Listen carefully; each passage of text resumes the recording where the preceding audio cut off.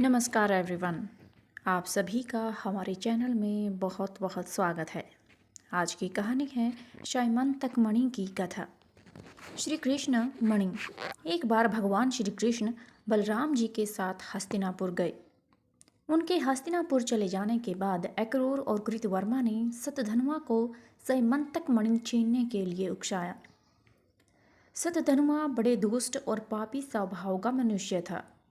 अक्रूर और कृतवर्मा के बहकाने पर उसने लोभवश सोए हुए सत्राजित को मौत के घाट उतार दिया और मणि लेकर वहां से चला गया। शतधन्वा द्वारा अपने पिता के मारे जाने का समाचार सुनकर सत्यभामा शोक से आतुर होकर रोने लगी।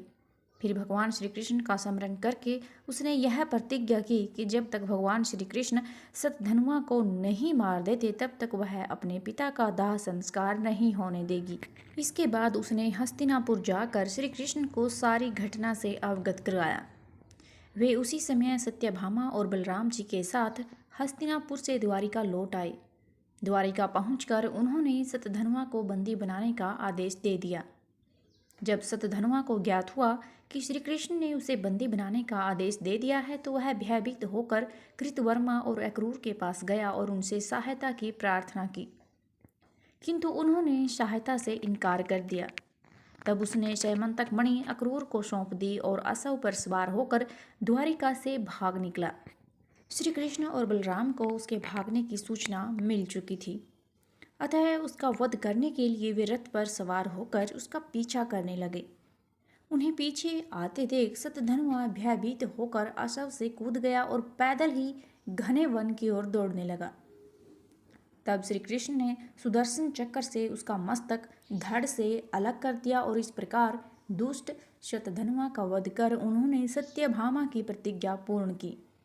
शतधन्वा की मृत्यु का समाचार सुनकर कृतवर्मा और अक्रूर भयभीत होकर अपने परिवार के सहित द्वारिका से चले गए। श्री कृष्ण अक्रूर से बड़ा प्रेम करते थे। जब उन्हें अक्रूर के द्वारिका से जाने का समाचार मिला तो वे अत्यंत दुखी हो गए।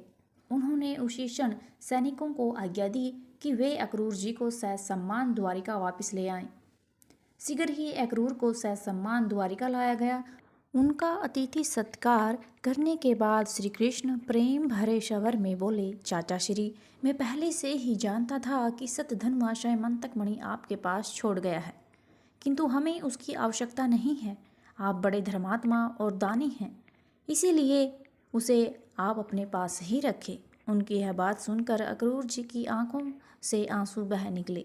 वे अपने अपराध की क्षमता मांगते हुए बोले, दया निधान, आप परम दयालु और भक्त वत्सल हैं। मैं आपकी शरण में हूँ, आप मेरे अपराध को क्षमा करें।